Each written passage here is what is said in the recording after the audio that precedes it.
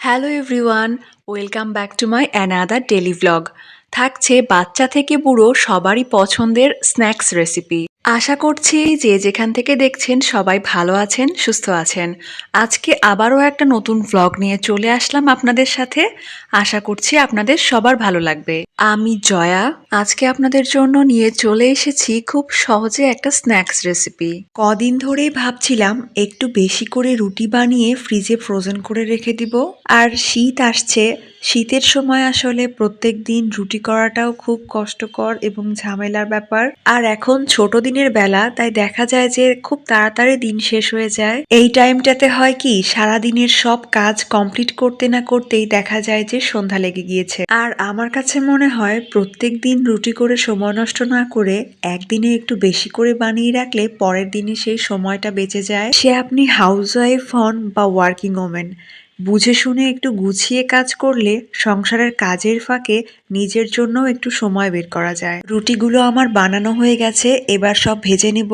ভিডিওটি ভালো লাগলে please do like, comment and share. পেজটি ফলো দিয়ে দিবেন অ্যান্ড চ্যানেলটি সাবস্ক্রাইব করবেন। এভাবে একটু বেশি করে রুটি বানিয়ে রাখলে সকালে ব্রেকফাস্টের জন্য আর চিন্তা করতে হয় না। রুটিগুলো সব ভেজে নিয়ে কিছুক্ষণ পরে যখন ঠান্ডা হয়ে গেছে, তখন আমি একটা বক্সের মধ্যে ভালো করে টিস্যু পেপার পেরে নিয়েছি।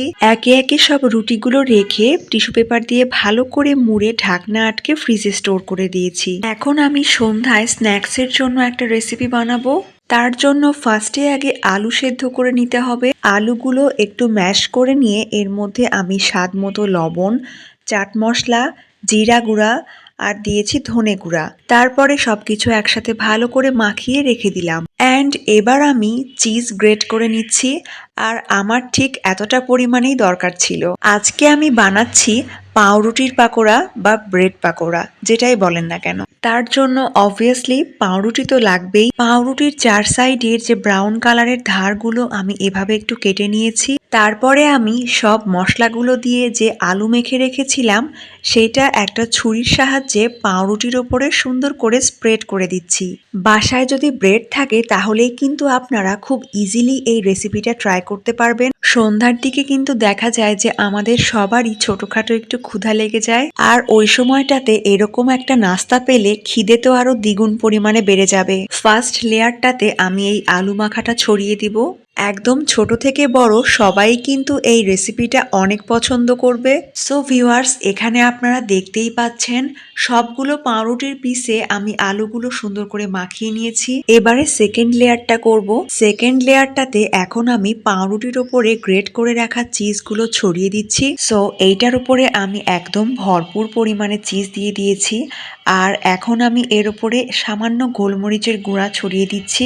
এতে করে না এর ভেতরে একটা সুন্দর ফ্লেভার অ্যাড হয়। এইবারে এর উপরে আরো এক পিস পাউরুটি দিয়ে দিব।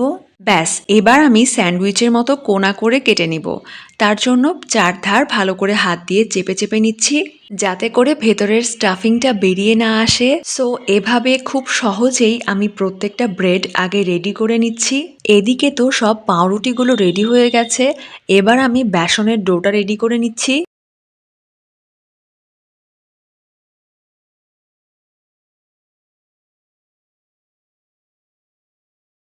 এখানে আমি দিয়েছি 3 চামচ বেসন, 1 চিমটে লবণ আর মরিচের গুঁড়া।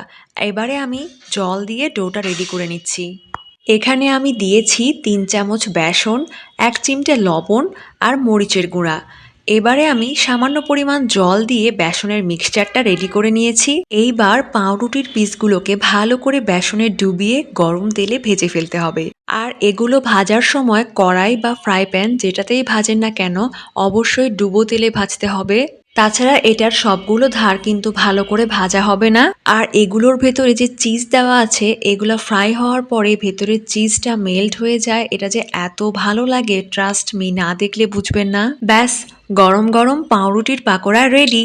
এখন হচ্ছে যে খাওয়ার পালা, আমরা খাবো, সাথে সূর্যও খাবে। ঘরে মা আর সূর্য আছে। এখন দেখাই যে ব্রেড পাকোড়াটা বানানো কেমন হয়েছে। চলেন, একটু পরে আমাদের মুখ দেখলেই বুঝতে পারবেন যে এটা আসলে কেমন হয়েছে আর আমরা কত মজা করে খেয়েছি।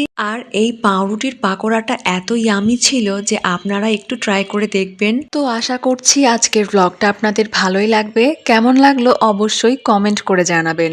তো নেক্সটে আবারও নতুন কোনো ভ্লগ নিয়ে চলে আসবো। সবাই সেই পর্যন্ত ভালো থাকবেন, সুস্থ থাকবেন। টাটা।